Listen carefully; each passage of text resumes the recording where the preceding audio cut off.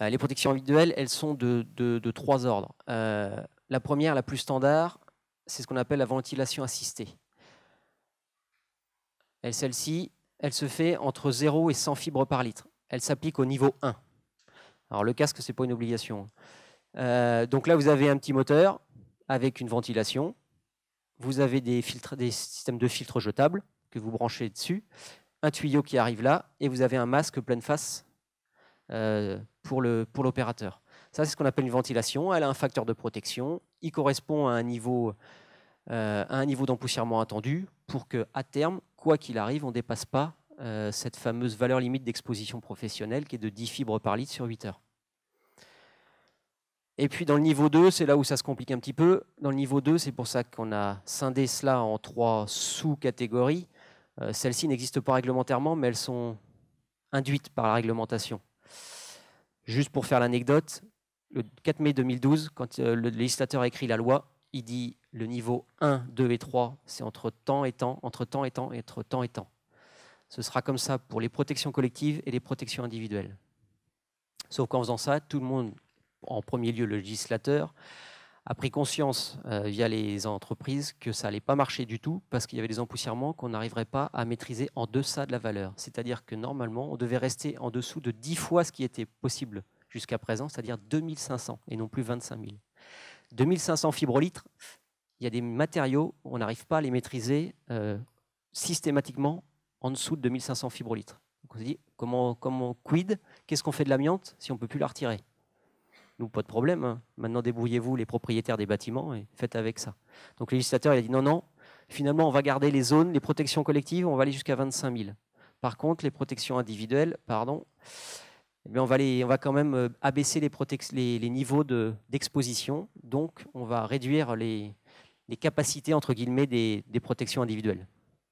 Donc, la ventilation assistée. Donc, en niveau 2A, entre 100 et 800, on peut toujours conserver cette ventilation assistée. Alors, c'est facteur de protection 60, une VLEP à 10. En théorie, on devrait être à 600 fibres. Si on fait 600 divisé par 60, il nous reste nos 10 fibres. Sauf qu'ils peuvent travailler que 6 heures par jour. Et c'est sur 8 heures. Donc, entre guillemets, on a une marge par rapport à ces 2 heures où ils n'ont pas le droit de rentrer en zone. Chaque jour, c'est maximum 6 heures. Quand on arrive au-delà de ça, entre 8000 et 3003, les 2B, la ventilation assistée n'est plus suffisante, on passe en adduction d'air. Donc là, vous avez un harnais, vous avez toujours une pièce faciale avec un filtre ici de plus de secours. Et là, à la différence de prendre l'air ici via un petit filtre, enfin 2 filtres en l'occurrence, là vous avez un tuyau et ce sont comme des scaphandriers au fond de l'océan. L'air est produit à l'extérieur via un banc de production d'air respirable qu'on amène à côté du bâtiment. Je reprends l'exemple des Galeries Lafayette. Ce sont des Galeries Lafayette qui sont bien évidemment en plein centre-ville, hein, pas au milieu de la Pampa et au milieu de nulle part. Le banc de production d'air respirable, il a été posé à 14 mètres sur le toit terrasse de la Galerie Lafayette. C'est quelque chose qui fait à peu près 1,5 tonnes dans un caisson maritime de 3 mètres de côté à peu près. Et puis une fois qu'on est arrivé à ces 3003, donc là en l'occurrence c'est 250 le facteur de protection, donc 250 avec ces 10 ça fait 2500, mais on peut travailler sur 8 et non sur 6, donc on peut monter jusqu'à 3003. Et puis une fois ce 3003 atteint, on a un problème parce que la seule tenue qui est autorisée c'est celle-ci, si elle apparaît. Ouais. Donc là, pour aller dans le bactériologique, chimique, radiologique, nucléaire, c'est une adaptation de la Mururoa. Alors quand je vous disais que nous, on s'arrêtait au 2, on s'arrête même au 2B. Au-delà, on ne fait pas. Donc on ne veut pas d'empoussièrement au-delà de ça. On travaille pour que ça n'atteigne jamais ces niveaux-là. Aujourd'hui, cette tenue-là, personne ne l'utilise. Alors, et pour cause, imaginez-vous rentrer avec ce système-là qui est un bibendum, vous êtes gonflé d'air, donc c'est plutôt fragile. Quand vous regardez les opérateurs du nucléaire, quand ils rentrent dans une unité de décontamination, c'est clean, on n'est pas dans un chantier du bâtiment, ils ne sont pas avec des outils, des machines-outils, Il n'y a pas une pointe qui dépasse, donc c'est envisageable. Et c'est du statique. Nous, nos chantiers, c'est les Galeries Lafayette, c'est le CHU de Nantes, c'est l'usine PSA d'Aulnay-sous-Bois, c'est la petite usine à Trifouilly-les-Oies, c'est un bâtiment en démolition, c'est une friche industrielle.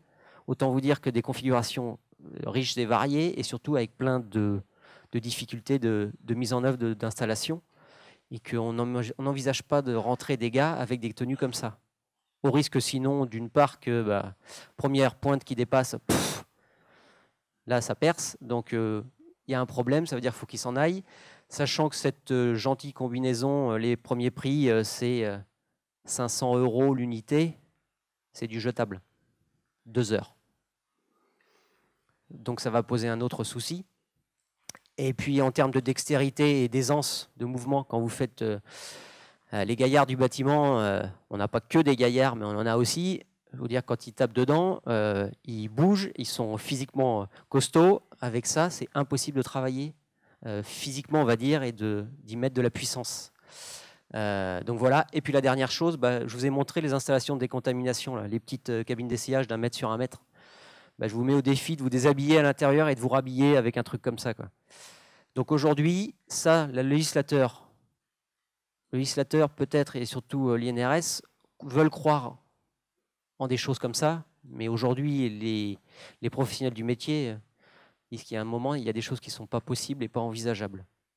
Maintenant, bon, je vous dis ça, si je reviens dans 2 ans, peut-être qu'on sera tous équipés comme ça. Si le ministère dit c'est comme ça, ce sera comme ça. Mais en l'occurrence, ce n'est pas le cas.